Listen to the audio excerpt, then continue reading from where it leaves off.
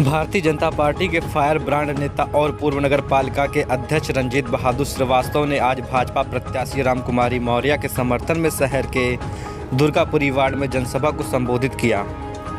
रंजीत बहादुर श्रीवास्तव ने लोगों को संबोधित करते हुए योगी सरकार की तमाम कल्याणकारी योजनाओं के बारे में विस्तृत रूप से जानकारी दी और लोगों से राजकुमारी मौर्य के समर्थन में वोट करने की अपील की। उन्होंने लोगों को संबोधित करते हुए कहा कि अब जितने भी राक्षस हैं वह जंगल में जाएंगे। सत्ता या राज्य ये किस लिए आवश्यक होता है, इसकी आवश्यकता क्यों है? हम अभी आरोप लगता है बीजेपी पर कि जहां चुनाव आते हैं हिंदू मुस्लिम होने लगता है। हम किसी इंसानियत पर करने वाले लोग नहीं, लेकिन इंसान अपने आप में स्वयं फर्क करवा लेता है अपने आचरण को।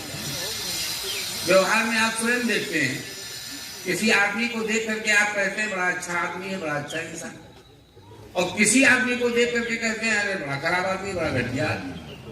तो ये भेद किसने कराया? आपने किया या उसने? उसके आचरणों ने खुद ये भेद करा दिया। ये उसने भेद कराया, आपने नहीं किया। इसी तरह से आज जो भेद है, आज जो अमरजीत हमारा लड़का कह रहा था, आज जो ये भेद है, इस भेद के विषय में मैं थोड़ा सा आपको बताना चाहूंगा। हमारे यहां और भेद पर राजा का महत्व क्या है ये और ध्यान में नहीं होता।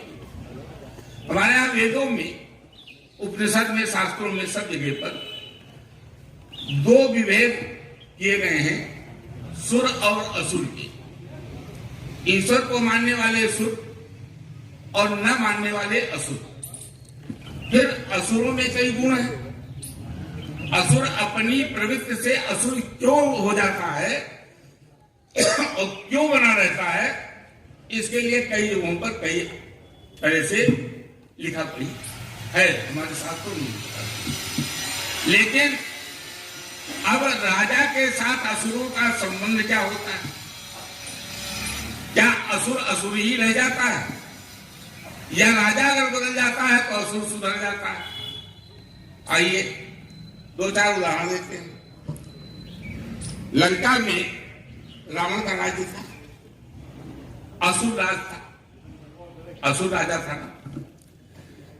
जब पराजित हुआ तो विभीषण का राज्य आया।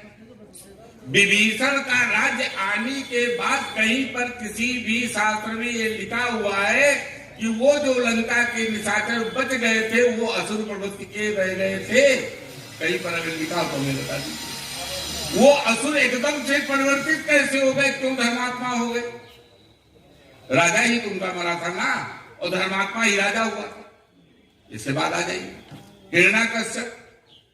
हिरण्याकश्यप के राज्य में जब तक उनका राज्य रहा तब तक असुर प्रवृत्ति के लोग रहे, और जैसे ही प्रहलाद का राज्य आया वैसे ही वहां के लोगों की मनसा बदल गई। वहां पर तो कोई युद्ध भी नहीं हुआ था, केवल हिरण्याकश्यप मारा गया। जनता का मनोभाव परिवर्तित हो गया, धर्मात्मा हो गया। कंस को आ जाइए। कंस जब मारा गया उससे पहले मथुरा के लोग उसी के आचरण के थे कि नहीं थे? कंस को मारने के बाद जब भगवान श्री कृष्ण ने राजपाट संभाला मथुरा का, तो वो वही जो कंस के अनुयायी थे, वही जब कृष्ण के अनुयायी हुए तो वो सारे के सारे लोग असुर प्रवृत्ति के कहीं पर लिखे गए हो तो बता दीजिए, वो भी धार्मिक हो। तो राजा के साथ जनता बदलती। जिसका राज होता है वो जिस प्रवृत्ति का होता है उसी प्रवृत्ति की जनता भी हो जाती है। ये सर्वविदित है, ये मैं नहीं कह रहा हूं, हमारे धर्मशास्त्र कह रहे हैं। अब योगी जी की बात कही गई या मोदी जी की बात कही गई, क्या परिवर्तन आया इसको मैं आपको बताना चाहता हूं। पहले का जो राज्य था उसमें देवा का विकास होता था, उसमें तमाम मजारे, मैं अपने यहां की बात कर रहा हूं, इसी नगर पालिका के अंदर हमसे पहले यहाँ का जब चेयरमैन दूसरी संप्रदाय का था तो उसने कौन सा काम किया था? ईदगाह की इंटरलॉकिंग करवा। आज मैं आया हूं तो मैंने क्या किया है? नागेश्वर नाथ बन रहा है और धनोकट में चक्रतीर्थ बन रहा है। ये परिवर्तन हो जाता है। ये परिवर्तन है। सीट वही है, केवल सत्ता बदल गई, परिवर्तन आ गया। वो थे, उन्होंने अपना किया, हम थे, हम अपना कर रहे हैं। यही आज जब सत्ता में है तो इन्होंने क्या किया? वो थे तब उन्होंने क्या किया? मैं बता चुका हूं, आप सबको याद होगा। जब योगी जी सत्ता में आए तो क्या हुआ? अयोध्या में दीपोत्सव, संगम पर गंगा स्नान, सरयू पर यमुना का तट, आप बनारस में गंगा आरती, काशी विश्वनाथ से गंगा तक का मार्ग चौड़ा कर दिया गया। राजा बदला, हमारे कार्य बदल गए, हमारे धर्म के अनुरूप आ गए। ये परिवर्तन होता है। तो जाहिर सी बात है, जो चिंता है, हमारे युवाओं को चिंता है, आपको चिंता है, हमको चिंता है, वो केवल इस बात की है कि हमारे इस भारत के अंदर आखिर एक ही देश हमारा है। मैं कई जगहों पर इस बात को कहा करता हूं, हमने कई भाषणों में कहा है कि महाभारत का युद्ध नहीं हुआ होता, महाभारत का युद्ध नहीं हुआ होता अगर कौरवों ने श्री कृष्ण प्रस्ताव लेकर के गए थे कि पांडवों को 5 गांव दे दीजिए, सुई के लोग की पर जमीन नहीं देंगे। यही तो था ना। आज विश्व के अंदर तब गांव जिम्मेदारी हो सकती हुआ करती हो, हम नहीं जानते हैं उस समय की व्यवस्था क्या थी, लेकिन आज जिस गांव की मैं बात कर रहा हूं, उस देश की बात कर रहा हूं, अपने भारत की बात कर रहा हूं। आज इस विश्व के 129-28 देशों में मैं केवल अपना एक देश मांग रहा हूं, भारत। मैं 5 नहीं मांग रहा हूं, न बांग्लादेश मांग रहा हूं, न पाकिस्तान मांग रहा हूं, न तुर्की मांग रहा हूं, न अफगानिस्तान मांग रहा हूं। मैं केवल एक अपना भारत मांग रहा हूं, और इस भारत को भी तुम मुक्त करके हिंदुओं को नहीं देना चाहते हो। बताइए इसके बाद क्या होना चाहिए? युद्ध होगा कि नहीं होगा? ये तो युद्ध लिख गया। और युद्ध अब किस बात का है? समर्थन का है। एक बात में थोड़ा सा, और जब ये राक्षस प्रवृत्ति की बात चली थी तो मैं थोड़ी सी एक बात और कह दूं। ये राक्षस, ये जो राक्षस है, और मैं राक्षस अभी साबित भी कर दूंगा कि मैं जिन राक्षसों की बात करना चाहता हूं, ये राक्षस इनके अपने राज्य थे। लंका इनका राज्य था, हिरण्यकशिप का राज्य था, कंस का राज्य था। तमाम राक्षस हुए हैं जिनके अपने अपने राज्य थे, लेकिन वो अपने राज्य की सीमा में रहते थे, वो मनुष्यों की बस्ती में नहीं आते थे। मथुरा का राक्षस कभी गोकुल में नहीं गया, अगर गया तो बता दीजिए। मारने के लिए कृष्ण भेजता था, चोरी छुपे जाते थे कृष्ण को मारने के लिए, रहने के लिए नहीं जाते थे। लंका का जो रावण के राक्षस थे, वो कभी जनकपुरी में देखे गए, अयोध्या में देखे गए, कोई वर्णन आता है? आते थे राक्षस, ऐसा नहीं कि राक्षस नहीं आते थे। मारीच आया, जंगलों में रहता था, खर दूषण जंगलों में रहते थे, बस्ती में नहीं आते थे, आबादी में नहीं आते थे। तारिका थी, जंगलों में थी, आबादी में नहीं आती थी। महाभारत में भी हिडंबा नाम की राक्षसनी भीम को जंगल में मिली थी, आबादी में नहीं आती थी। अगर कहीं आबादी में आती हो तो हम बता दिया जाए, ये राक्षस जो है आबादी में आते थे। आज ये राक्षस आबादी में है आपकी, ये आबादी में कैसे आ गए? और मैं क्यों इनको राक्षस कह रहा हूं? देखिए, खान पान आचार विचार से ही प्रवृत्ति बदलती है। मैं इनकी कुरान की, इन्हीं की कुरान की आयत, आप इमरान, आले इमरान की आयत नंबर 61 से मैं आपको बताना चाहता हूं। मूसा अलैहिस्सलाम से वहां के जो मुसलमानों ने कहा कि हम एक जैसा भोजन कब तक करेंगे? नहीं करेंगे। हमें साग भाजी की व्यवस्था की जाए, हमको साग भाजी दी जाए। ये मैं कुरान की बात कर रहा हूं। तो मूसा अलैहिस्सलाम पर एक आयत नाजिल, हालांकि आयत नाजिल नहीं हुई, लेकिन ये कुरान में लिखा है कि उनको ये हिदायत दी गई कहने के लिए मुसलमानों को कि ये नाकिस भोजन अगर आपको करना है, यानी साग सब्जी शाकाहार है, ये नाकिस भोजन था। अगर इस भोजन को करना है तो तुम शहरों में उतर जाओ। अब आप बताइए, जो व्यक्ति महिष खाए और मदिरा पाना, भैंसा खा करके जो अट्टहास जिसने किया था, वो कौन था? राक्षस कुंभकर्ण था कि नहीं था? और जो भैंसा खा रहा है और जिसका अल्लाह कह रहा है कि यही तुम्हारा भोजन है, साग सब्जी तुम्हारा भोजन नहीं है, फिर आप आचरण से उसको क्या कहोगे? राक्षस कहोगे कि नहीं कहोगे? जरा सा हमको आप बता दो, ये राक्षस है कि नहीं है? ये तो तुम्हारी कुरान कह रही, मैं तो कुछ कह ही नहीं रहा। अभी एक बड़ा विवाद आया इसके गुर्दे और हिजाब के ऊपर। इन्हीं की जात की मौलाना यूसुफजई ने लिखा, ये जब बुर्का पहन करके निकलती है तो वो क्या होता है, सकल काज लगती है हमको। अब ये बताइए, तुम्हारी औरतों को जब बुर्का पहन के निकलती हो तो तुम्हारी मौलाना यूसुफजई तुमको सकल काज बता रही है। तो हम लोग कुछ नहीं कह रहे हैं, ये जो कुछ कहते हैं यही कहते हैं, जो कुछ कह रहे हैं वो कह रहे हैं, हम कुछ नहीं कह रहे हैं। इनकी मैं अक्सर ये कहा करता हूं, जो भी भैया जरा ध्यान दीजिएगा, ये कहते हैं कि मैं तमाम ईश्वर और खुदाओं का पूजने वाला हूं, तमाम भगवानों को पूजने वाला हूं। मैं इन्हीं की कुरान की एक आयत से बताता हूं आपको। ये सूरे बकरा की या आले इमरान की आयत है, 181 कुछ करके है, जिसमें ये लिखा हुआ है, स्पष्ट रूप से लिखा हुआ है कि पहले खुदा की राह में अल्लाह वाले लड़ा करते थे। यानी क्या हो गया, खुदा गुलाम रहा, हमारी कमियां क्या थी, हम इस बात को पढ़े लिखे लोग हम अच्छी तरह से जानते हैं। यहाँ पर मुगलों के काल से लोग कहते हैं कि शिक्षा का अभाव रहा। शिक्षा का अभाव क्यों ना होता? नालंदा तक्षशिला के बाद दूसरी यूनिवर्सिटी का नाम भी आपसे पूछा जाएगा, नहीं बता पाओगे। उसके बाद मुगलों के जमाने में कोई विद्यालय नहीं खुले, अंग्रेजों के जमाने में कोई विद्यालय नहीं खुले।